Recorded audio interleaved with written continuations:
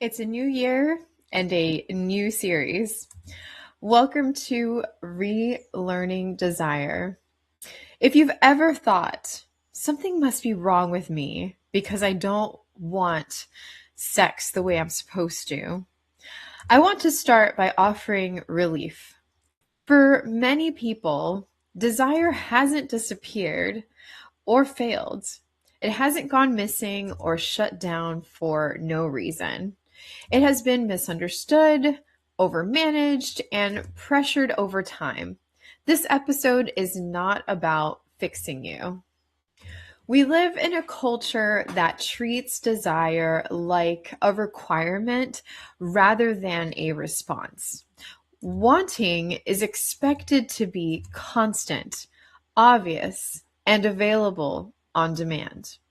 It's framed as something that should show up regardless of stress, exhaustion, or emotional context. When desire doesn't behave this way, people often internalize shame. That shame can become louder than the body's actual signals.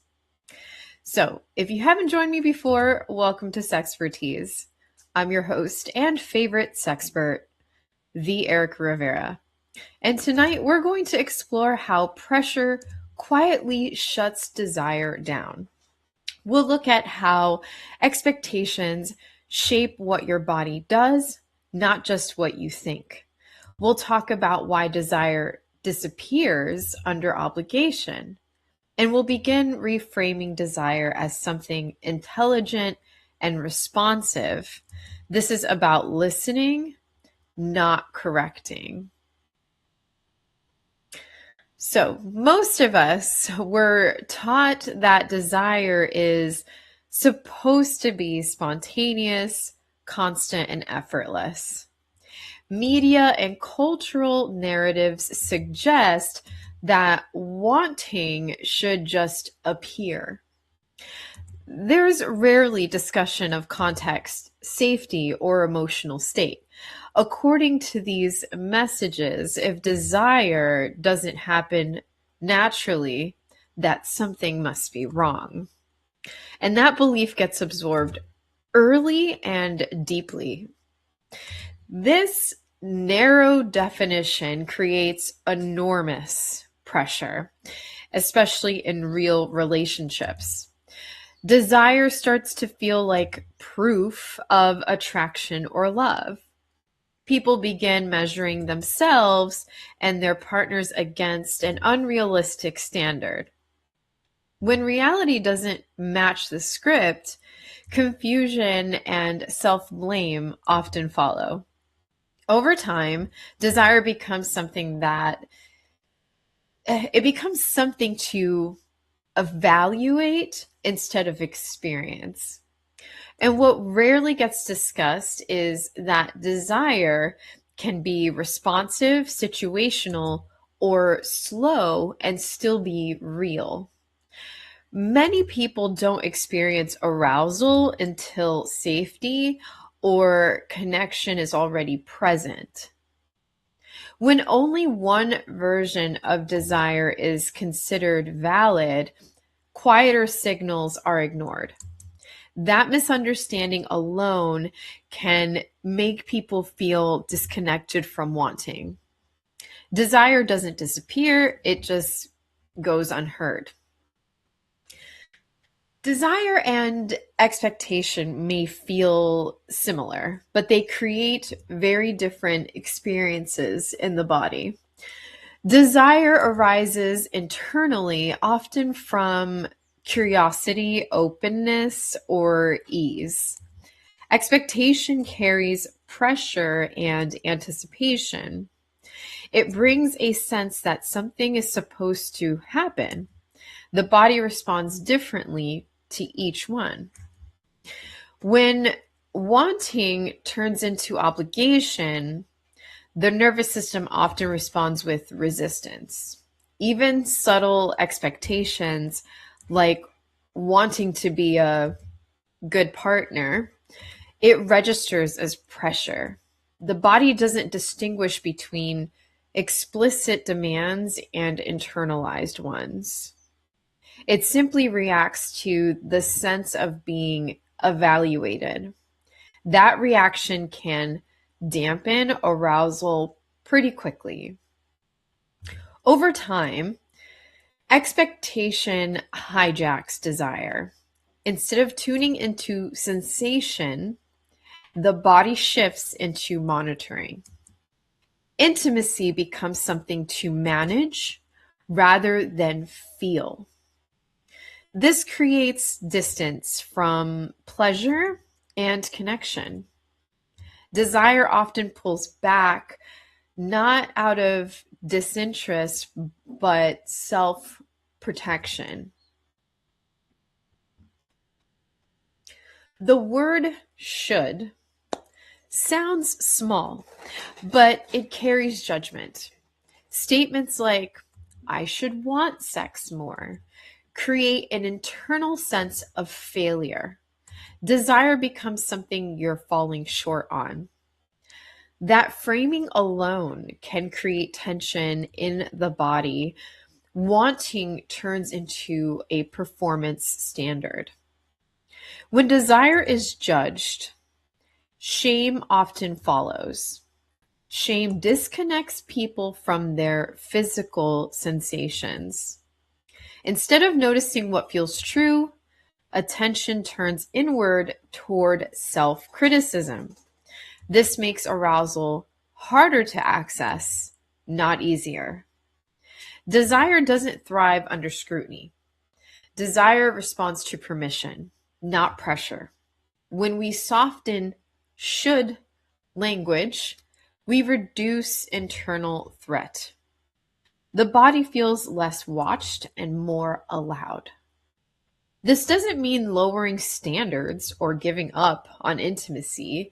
It means creating an environment where wanting can actually exist.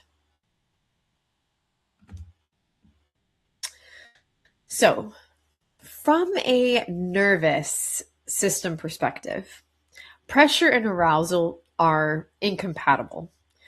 Pressure activates stress responses designed for protection, not pleasure. When the body senses urgency, evaluation, or expectation, it will prioritize safety. This shift happens automatically, not consciously. Desire is often the first thing to go. Arousal requires a sense of safety, emotional and physical. If the body feels rushed, monitored, or judged, it may shut desire down. It isn't a failure or lack of attraction, it's a protective response. The body is doing what it's designed to do. Understanding this can be deeply relieving. Desire isn't disappearing to punish you or your relationship, it's responding appropriately to pressure. When pressure decreases, their nervous system often becomes more open again. Safety always comes before wanting. One of the most damaging beliefs about desire is the idea that wanting less means loving less. Libido is often treated as a moral indicator rather than a bodily experience. People are taught to equate desire with devotion. When desire fluctuates, it can trigger fear or guilt. This framing, it places an enormous weight on something that's inherently variable. When desire becomes a measure of worth, people start tying their value to arousal. Partners may interpret changes in wanting as rejection or loss of attraction. This can create pressure on both sides of the relationship. Instead of feeling safe, intimacy starts to feel evaluative. And yes, that is a word. But desire is always going to struggle. in that environment. Separating worth from desire is essential. Wanting more or less does not reflect commitment, character, or love. Libido is not loyalty. When desire is freed from moral meaning, it becomes safer to experience honestly. Safety allows desire to move more naturally. There's a widespread belief that healthy desire means constant readiness. I'm sure several of us can relate to this. Real bodies do not work this way.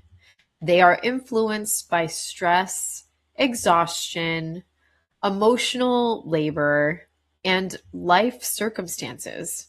Expecting arousal to be available at all times ignores these realities. This expectation alone creates pressure. Desire naturally fluctuates across seasons, relationships, and internal states. These changes are not signs of dysfunction, they are signs of a responsive nervous system. When normal variation is treated as a problem, anxiety replaces curiosity. And I tell you guys all the time in every episode to stay curious. There's a reason why I say that. And in this case, that anxiety that replaces curiosity can further suppress wanting. Instead of asking why desire isn't always present, a more useful question is what helps it to show up? What helps desire to show up? This reframing shifts the focus from deficiency to context. It invites awareness rather than judgment. Desire responds better to understanding than to interrogation. Readiness is not the goal. Responsiveness is. In relationships, pressure often comes from what is left unsaid.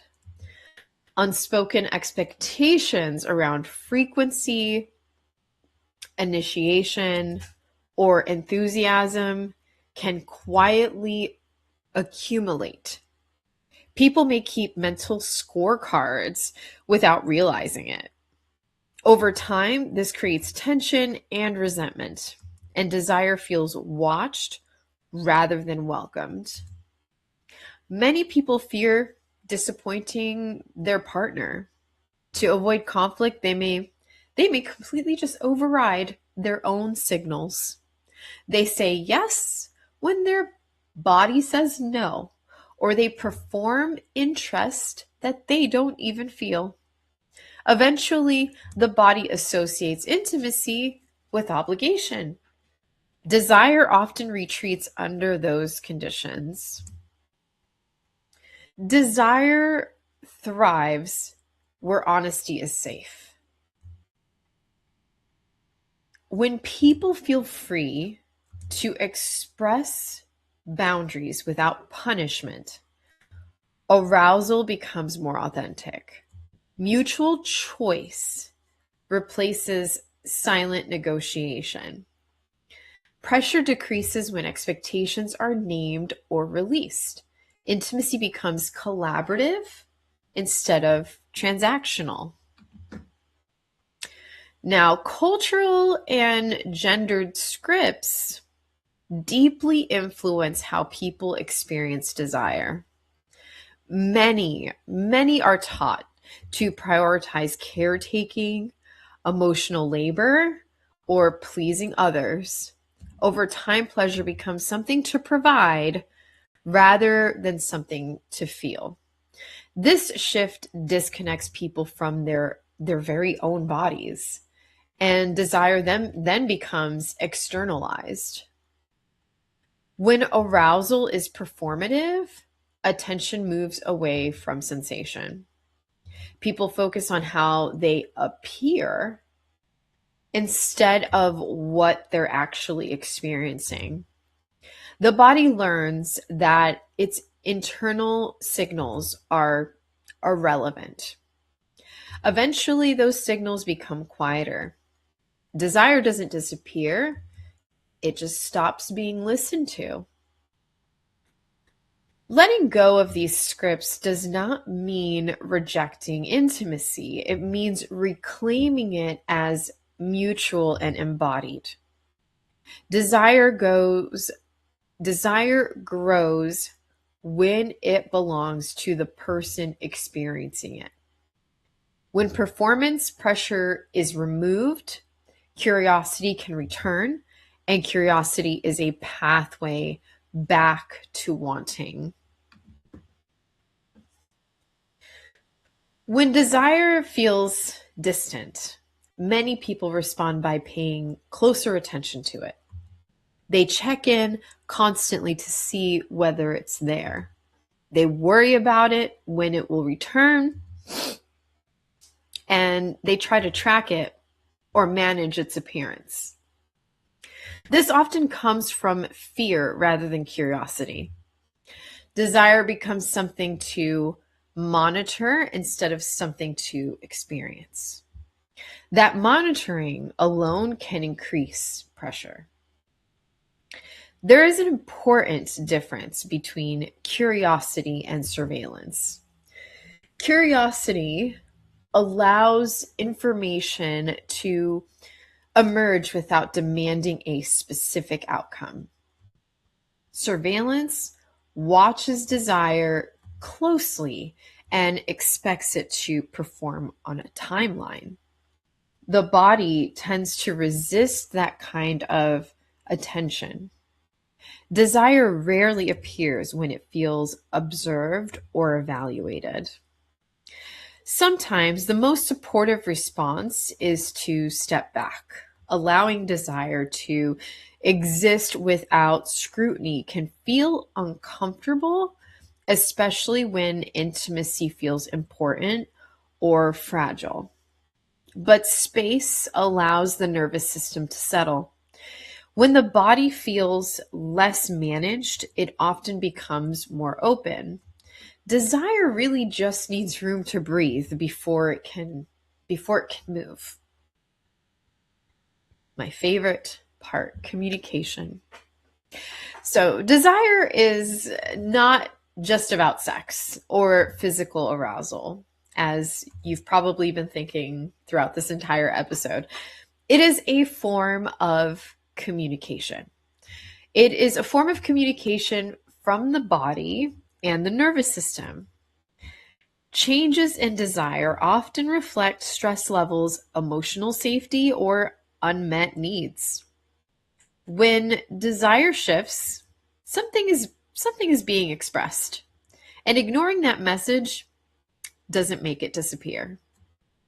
Instead of asking how to fix desire, we can ask what it might be communicating. Is the body asking for rest, reassurance, novelty, or emotional closeness? Is there something overwhelming or something missing? Listening changes the relationship you have with wanting. It replaces self-judgment with information. When desire is treated as communication rather than a problem, shame begins to soften. The body feels heard instead of corrected. That sense of being listened to can restore trust internally. Desire becomes an ally rather than an obstacle. Understanding often precedes change. Wanting does not have to look overtly sexual to be real. Desire can show up slowly, quietly, or indirectly. It may appear as curiosity, emotional closeness, or a desire for touch without escalation. These expressions are often overlooked or dismissed, but they are still desire. Many people have learned to recognize only one version of wanting. When their experience doesn't match that script, they assume something is wrong. As a result, subtle signals are ignored. And over time, the body learns that its quieter messages are not going to be acknowledged. And that's why desire becomes harder to notice. Giving yourself permission to want differently changes this dynamic. It allows the body to speak in its own language. Desire becomes something you observe rather than perform. This honesty creates sustainability. Wanting feels less forced and more alive. Frequency is often mistaken for intimacy. Many people unconsciously track how often sex happens as a measure of connection. This creates a sense of comparison rather than presence. Intimacy becomes quantified instead of felt. Desire struggles under that kind of accounting. So comparing your current desire to past versions of yourself can also be very harmful. Bodies, they change across time. Stress levels, life stages. Expecting desire to remain constant, it ignores those realities. Comparison often leads to frustration rather than insight. So comparing isn't going to do you any good. It pulls attention away from what is actually happening in the now. Presence matters more than performance. A single moment of genuine connection can be deeply intimate. When the scorecard is released, intimacy becomes experimental again. Desire no longer has to meet a quota. It is allowed to respond to the moment. So, one small shift that can change everything. One of the most powerful shifts that you can make is replacing pressure with choice. Choice signals safety to the nervous system. It tells the body that honesty is allowed. Desire responds differently when it knows it's not being forced. Even small shifts toward choice matter. Try replacing should with the question, what feels true right now? This question removes judgment and invites awareness. It allows the body to respond honestly, even if the answer is no. A no is still valuable information.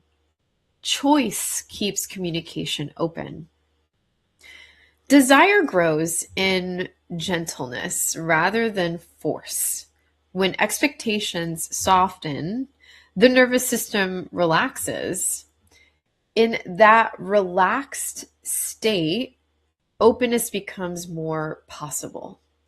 Wanting is more likely to return when it's not demanded. Safety will always come before arousal. All right. So, as we close, I invite you to notice one belief about desire that no longer feels supportive. You don't need to challenge it or replace it right away. Simply recognizing it, that can create relief. Awareness itself reduces pressure. That reduction matters. This week, choose one way to lessen expectation. It might be releasing a should, allowing rest without justification, or naming a boundary honestly. Small shifts can have a meaningful impact. You don't need to overhaul anything. Gentle changes are definitely enough. Next week, we'll explore spontaneous versus responsive desire. For the month of January, all 4 episodes this month will be part of a series called Relearning Desire. So this was episode 1 of that series. Next week, we explore spontaneous versus responsive desire. We'll talk about why so many people believe they're broken when their desire doesn't match cultural myths. We'll reframe what healthy desire actually looks like. So, you're not failing at wanting, you are learning how desire works. And as usual, I'd like to let you know that you are welcome to contact me at Sexpertease at e360tvlive.com. I always welcome fan mail anytime an episode is something that you have related to. I love to hear your stories. And please feel free to follow me at the Erica Rivera on Facebook and YouTube and LinkedIn. And of course, if you want to continue seeing Sexpertease on air, make sure to join Patreon. Subscribe for bonus content and support the show. All right, I will see you next week. Definitely stay curious, stay safe, and let's continue to relearn desire.